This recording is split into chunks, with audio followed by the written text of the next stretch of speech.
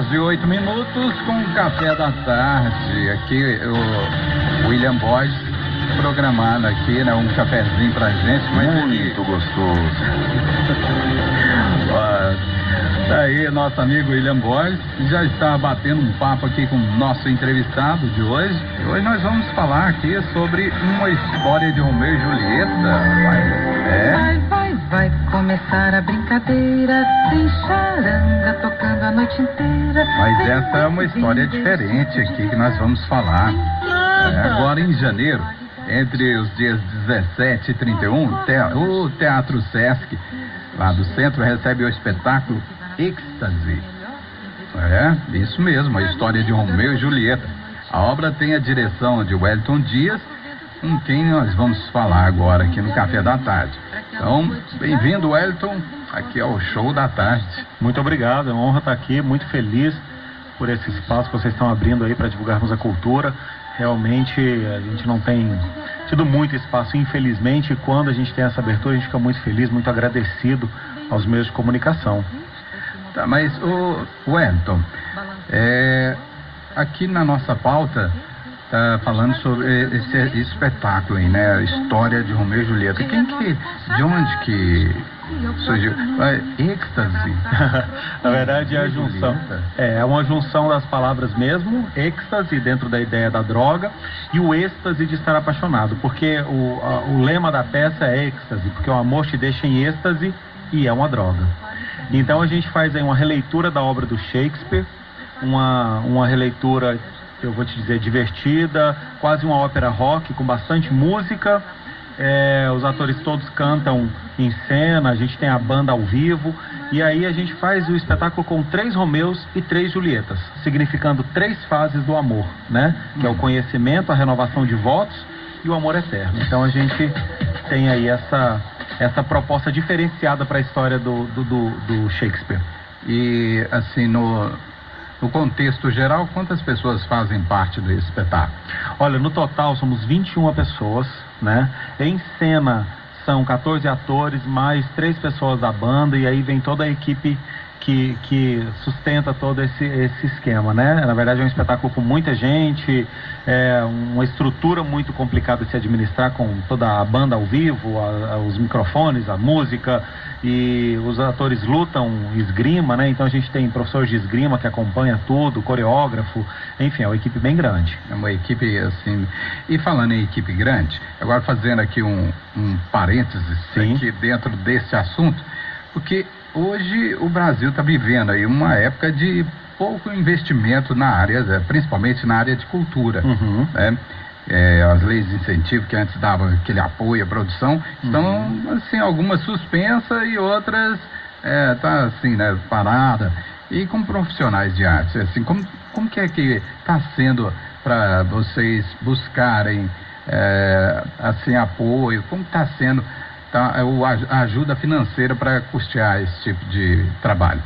Olha, tem sido bem complicado, mas na verdade essa é uma realidade da cultura, né? Infelizmente, o governo não tem nunca teve, né? Nós nunca tivemos realmente um governo que estivesse realmente empenhado na educação. E a cultura, ela é educação, é a cultura que nos salva de estarmos nessa globalização massacrante. Quer dizer, a globalização, ela é interessante enquanto você fala de mercado, enquanto você fala de objeto, mas enquanto você fala do ser humano, é importante saber de onde eu vim, quem eu sou, qual é a minha cultura, o que me diferencia, por exemplo, do povo americano, do povo russo, do povo alemão e assim sucessivamente.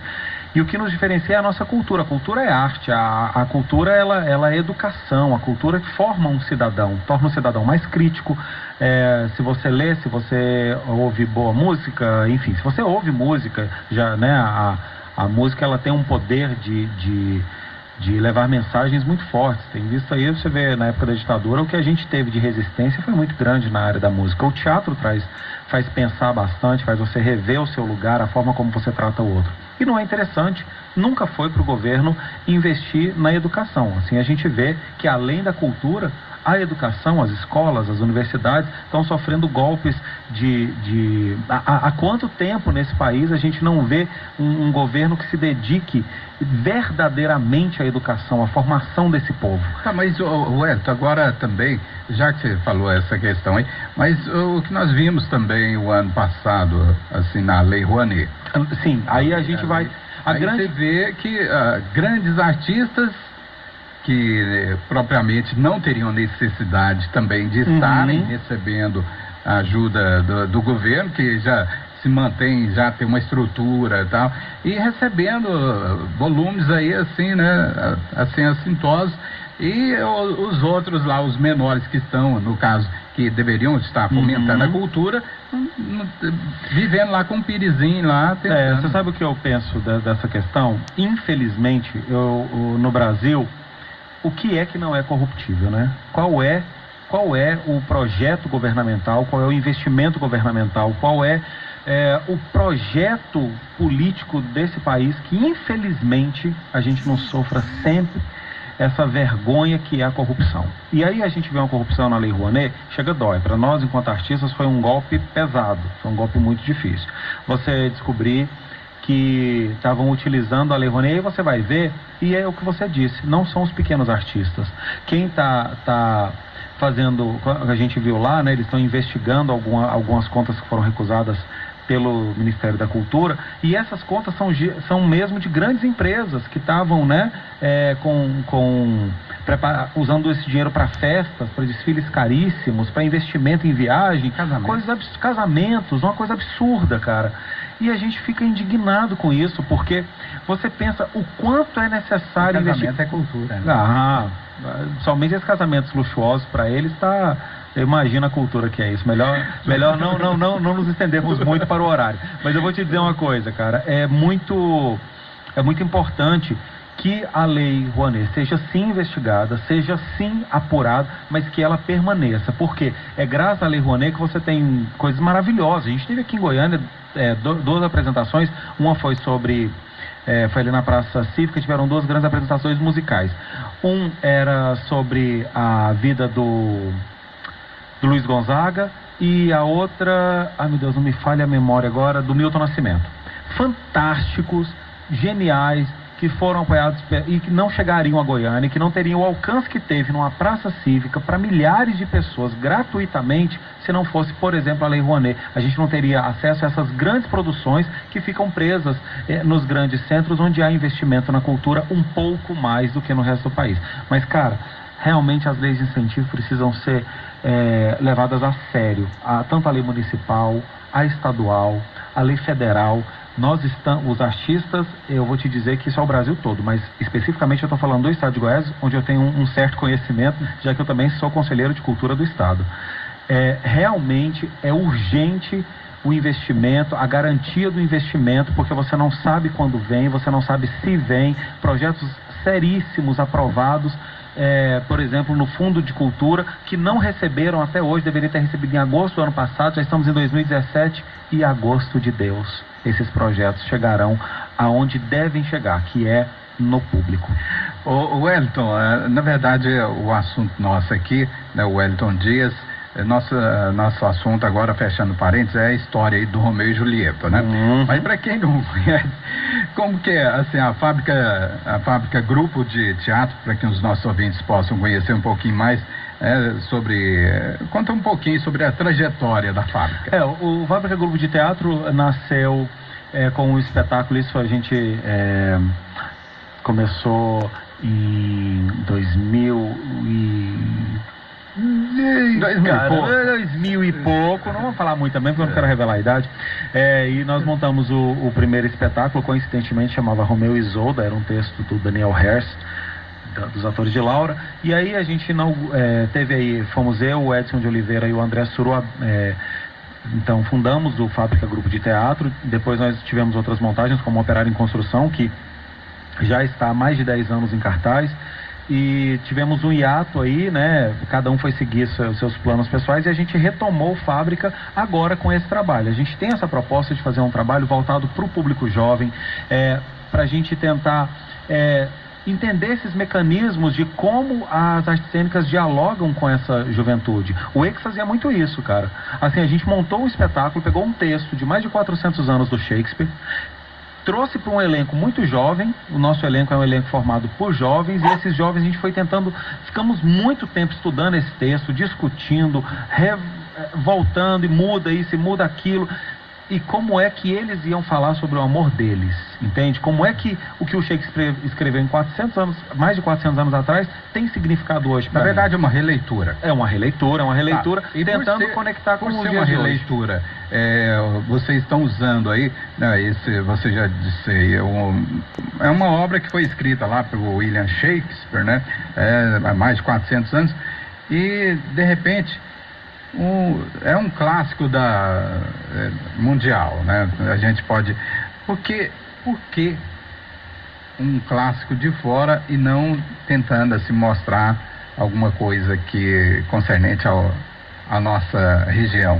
Então, o que a gente fez? A gente pegou exatamente a história do Shakespeare e foi colocando nela o que... Você vê o espetáculo, você vai ver que não dá muito spoiler, como o pessoal gosta de chamar, mas a gente pegou uma história clássica exatamente porque a gente quer falar para essa juventude que os clássicos são interessantes. Hoje você vive um tempo em que o jovem, por exemplo, tem preguiça de um texto maior no Facebook, chama de textão, estão fazendo textão, não quero ler textão, né? Hoje é como se aquilo que foi, como se o que é longo ou que está explicado não tivesse mais valor. E não, a gente queria pegar um clássico, trazer para a nossa realidade, porque a gente tem personagens que representam a regionalidade, a gente tem um diálogo no espetáculo com essa regionalidade, porque a gente fala do lugar que a gente está. A gente fala do... E aí o Shakespeare é uma história universal, no sentido de que ele fala dos amores. A história de Romeu e Julieta, ela perpassa diversos outros personagens que falam dos seus amores, do amor da mãe para o filho, do amor dos amigos, do amor do companheirismo. Então, a gente queria falar disso, que também é o nosso lugar. Então, nessa peça, vocês fazem, na verdade, uma releitura de um clássico dentro e trazendo para nossa realidade. Para a realidade, assim. Então, e os desafios aí pelo grupo no processo dessa releitura aí? Como que foi a aceitação, principalmente dentro do próprio grupo? E, foi um processo meio longo, cara, e muito bacana, umas descobertas incríveis. A gente se reconhecia, né? De repente você tinha um ator que estava vivendo uma situação de término de um relacionamento, outro no começo de um relacionamento, outra tinha um filho, uma das meninas ficou grávida no processo, e aí tudo isso a gente encontrava. A gente falava, poxa, vamos aproveitar e vamos falar um pouco disso aqui dentro do nosso trabalho e tal. E foi uma experiência fantástica. A construção desse trabalho, descobrir as músicas que a gente usava, porque a gente não queria qualquer música, a gente não queria que a música fosse enfeite, a gente queria que a música fosse um complemento da fala. Então a gente corta esse texto e substitui por essa música que diz a mesma coisa. E a gente queria abrir para uma diversidade musical muito grande. Tá, mas esse Shakespeare, assim, regional nosso aí, ele é dramático, é comédia? Rapaz, nós não conseguimos responder isso até agora. Até agora a gente também está tentando responder. Sempre que nos faz essa pergunta, a gente se emana para responder, porque tem muita comédia, mas não deixa de ter a dor do amor que o Shakespeare traz, e por isso que a gente até brinca que o amor é uma droga, porque dói pra caramba, né? Então tem um pouco de drama, mas tem muita comédia. Tá, e essa questão da trilha sonora também, que você destacou, que tem banda, né, no meio. Qual é o estilo musical que vocês tentaram adaptar? A gente tem MPB, a gente tem música sertaneja, a gente tem rock, a gente tem heavy metal. Então o espetáculo ele é muito diverso. A gente vai de Chico Buarque, passando por Pitty, passando por Wesley Safadão, passando por uma infinidade aí de estilos musicais. Então, como você disse, então é uma mistura de drama com comédia. Total. É uma coisa assim, é um êxtase. É um êxtase mesmo. Mas e o espetáculo, assim, ele faz, são quantas, você disse que são 3 fases, né? São 3 fases. A fase do conhecimento, que seria quando se conhece, aí a gente pode chamar de paixão, mas é a renovação de votos, que a gente diz que é aquele momento, a gente fala de um momento Porque na peça tem um momento que o Romeu e a Julieta vão se separar, porque acontece uma tragédia que vai separar os dois, e aí naquele momento a Julieta decide que ela vai superar o problema e vai continuar com o Romeu, e aí a gente passa para a terceira fase, que então seria o conhecimento, que é quando você conhece a pessoa, se apaixona, se aproxima, beija, fica, vai para a festa, anda junto. A renovação de votos, que é aquele momento em que você decide se esse relacionamento vai andar ou não, ou você vai namorar sério, ou você vai casar, ou você vai ter um filho, seja o que for, ou não, acaba ali, porque não é compatível, não é legal, a química não está rolando. Transformado nisso, você começa um novo processo do amor. Você fez a renovação de votos, você assumiu aquele compromisso com aquela pessoa, e você vai passar para a próxima fase, que é buscar o amor eterno. Dificilmente, hoje em dia, infelizmente, a gente tem encontrado, mas estamos nessa busca, e ainda bem, muitas pessoas conseguem manter. Eu falo que eu fico muito feliz de ver quantos. As pessoas falam que o casamento é uma instituição falida, mas eu vejo quantos casamentos aí, né, cara, de 30 anos, 40, 50. Eu tenho visto muito. Fala que o casamento é uma instituição falida, mas tem muita gente aí querendo casar, né? Oh, rapaz, mas você pode olhar que todo dia. E gente brigando pra casar, né? Pois é. O Wellington Dias, o diretor desse espetáculo Êxtase, uma história de Romeu e Julieta, falando aqui no Show da Tarde.